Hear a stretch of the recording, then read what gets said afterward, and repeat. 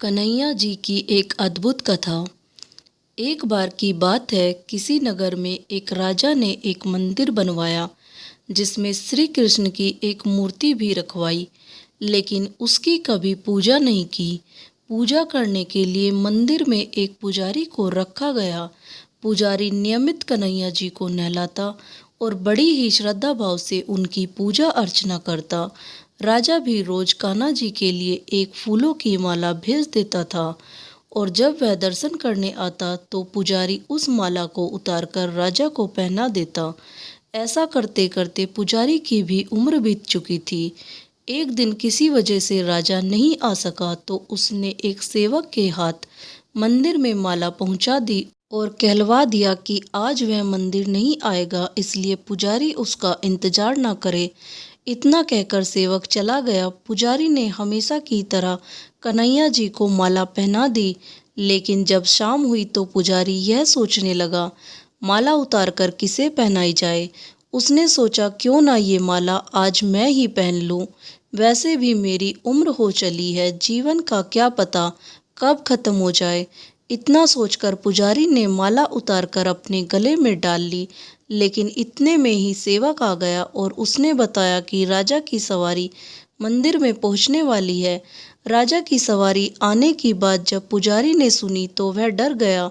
उसने सोचा कि अगर राजा ने उसे देख लिया तो वह तो मरवा ही डालेंगे।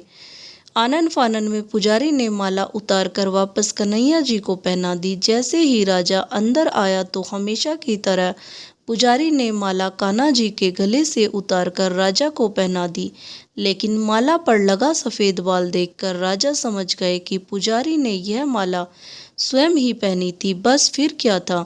राजा क्रोधित हो उठे और उन्होंने गुस्से में पुजारी से पूछा कि माला पर सफेद बाल कहाँ से आया।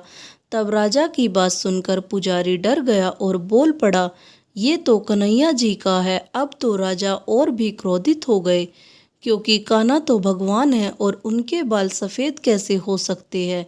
इसलिए राजा ने फरमान सुना डाला कि कल श्रृंगार के समय राजा खुद आएंगे और देखेंगे सच में ही कान्हा जी का सफ़ेद बाल है या पुजारी झूठ बोल रहा है। उन्होंने कहा कि अगर पुजारी ने झूठ बोला होगा तो उसे फांसी दे दी जाएगी। राजा का फरमान सुनकर पुजारी का बुरा हाल हो गया। उसने सोचा, अब क्या करे, कहाँ जाए, अब तो उसका मरना तय है। तब रोते रोते वह भगवान की शरण में पहुंचा और उनसे कहा कि हे केशव, मुझसे झूठ बोलने का अपराध तो हुआ है, लेकिन हो सके तो मुझे क्षमा कर दे और राजा से रक्षा करे।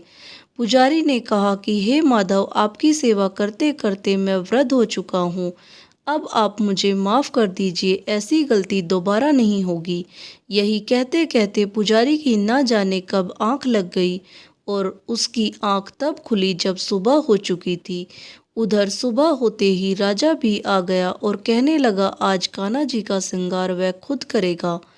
ऐसा कहकर जैसे ही राजा ने कान्हा जी का मुकुट उतारा तो देखा कि श्री कृष्ण के तो सारे बाल ही सफ़ेद है, लेकिन राजा को फिर भी यकीन नहीं हुआ।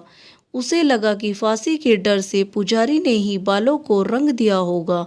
राजा ने सोचा कि क्यों ना कन्हैया जी का एक बाल तोड़कर देखा जाए। इसके बाद राजा ने कान्हा जी का एक बाल तोड़ लिया, लेकिन जैसे ही बाल टूटा कन्हैया के सर से खून की धारा बहने लगी। यह देखकर राजा भगवान के चरणों में गिरकर माफ़ी मांगने लगा। तभी श्री कृष्ण की मूर्ति से आवाज आई, हे राजन, तुमने मुझे केवल मूर्ति मात्र ही समझा, इसलिए आज से मैं तुम्हारे लिए केवल मूर्ति मात्र ही रहूँगा। लेकिन पुजारी ने सच्चे मन और पूरी श्रद्धा से मेरी भक्ति की है, इसलिए उसकी अनन्य भक्ति को देखकर मुझे अपने बाल सफ़ेद करने पड़े। कन्हैया जी ने कहा कि भक्ति में कभी भी संशय नहीं होना चाहिए और सच्चे भक्त की लाज तो मैं कभी जाने ही नहीं देता।